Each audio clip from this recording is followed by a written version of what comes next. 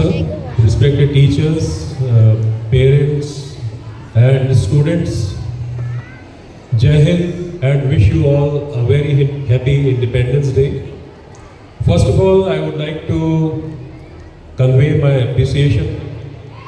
सारे बच्चों ने जो programs किए, all of them were very inspiring and I really feel motivated and privileged to have seen all the performances that were given by the children. Really very nice performance and very well coordinated also. Such beautiful speeches have been given by the students. Our principal sir has given us some targets so that we can make our country better, we can make our environment, our surroundings better. तो इन सबको ध्यान में रखते हुए मैं सिर्फ ये highlight करना चाहूँगा कि इंडिपेंडेंस क्या है, what it means to be independent and what it was when we were not independent. So on these, without taking too much of time, let me focus on only 3 points. And all the 3 points, let us consider what was the scenario before independence and now. Before independence, there was a famine in Bengal. Bengal में दुकाल पड़ा हुआ था, अकाल पड़ा था. उसमें हमारे कई मिलियन हमारे देशवासी उनका दुखद निधन हो गया था. आप जान के ये आपको आश्चर्य होगा आज की डेट में कि वो लोग भूख के कारण मरे थे. सेवरल मिलियन 50-60 लाख लोगों की मृत्यु हो गई थी. और उस समय की जो सरकार थी वो हमारी सरकार नहीं थी, हम पराधीन थे. We were not independent. तो फूड ग्रेन्स वेर अवेलेबल, अनाज अवेलेबल था, लेकिन उस समय ब्रिटेन का वॉर चल रहा था और वो अनाज उन्होंने अपनी आर्मी के लिए डाइवर्ट कर दिया. लोगों की जान बचाने से ज़्यादा जरूरी उनके लिए ये था कि जो लड़ाई उनके लिए चल रही है, जो भारत की लड़ाई नहीं थी, किसी और की लड़ाई थी, वहाँ उन्होंने अनाज भेज दिया और हमारे लाखों लोगों की मृत्यु हो गई.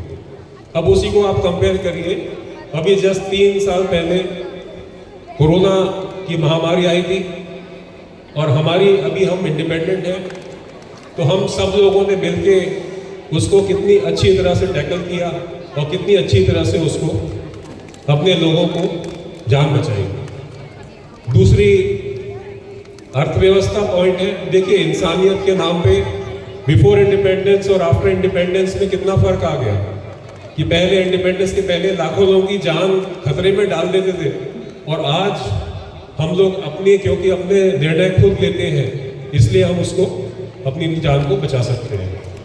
दूसरा है अर्थव्यवस्था.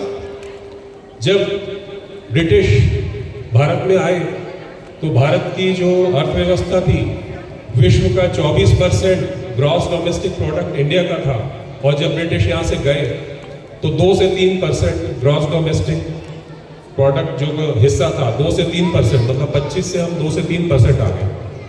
ये ऊपर से हम नीचे आ गए और अब अगले 5 साल में नीचे से हम विश्व की तीसरी अर्थव्यवस्था बनने जा रहे हैं और 1947 तक हमारा पूरा प्लान है कि एक विकसित भारत की तरफ हम लोग बढ़ रहे हैं. तीसरा, मिलिट्री का आपने देखा कैसे फर्स्ट वर्ल्ड वॉर और सेकेंड वर्ल्ड वॉर के अंदर, जो कि जब उस समय हम लोग इंडिपेंडेंट नहीं थे, कैसे हमारे भाइयों ने, हमारे देशवासियों ने लाख लोगों से ऊपर लोगों की शहादत, उन्होंने किसी और देश के लिए किसी और देश में जाके लाखों से ऊपर लोगों ने शहादत दी और लाख के आसपास के लोग इनवैलिडेट हो गए. उनको कुछ ना कुछ प्रॉब्लम हो गई गोलियां खाने के कारण. आज हमारी मिलिट्री अपने देश के लिए लड़ती है और पूरा उस लड़ाई का खर्चा जो है हमारे देशवासियों ने उठाया। लड़ाई किसी और की लड़ रहे हैं कहीं और पैसा हमारे यहाँ से जा रहा है। तो ये फर्क है तब में और अभी में। आज हमारे देश, आपने देखा ऑपरेशन सिंदूर में कैसे हमने अपने टेक्नोलॉजी, देश में बनी हुई टेक्नोलॉजी के साथ पाकिस्तान को बहुत बुरी तरह से हराया। आप सभी बच्चे कल के लीडर्स हैं। कल आपको भारत को आगे लेके जाना है, और जिस तरह का जोश और जज्बा इन बच्चों ने यहाँ दिखाया है, मुझे पूरा यकीन है कि ये संस्था इन बच्चों की सही ग्रूमिंग कर रही है और 1947 तक भारत को विकसित देश बनाने में इन सभी का बहुत बड़ा योगदान होगा। जय हिंद, जय Bharat.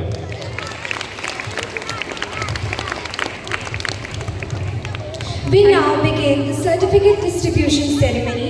I request Chief Guest and Principal Sir to kindly do the honor. Let us congratulate each achiever with warm applause.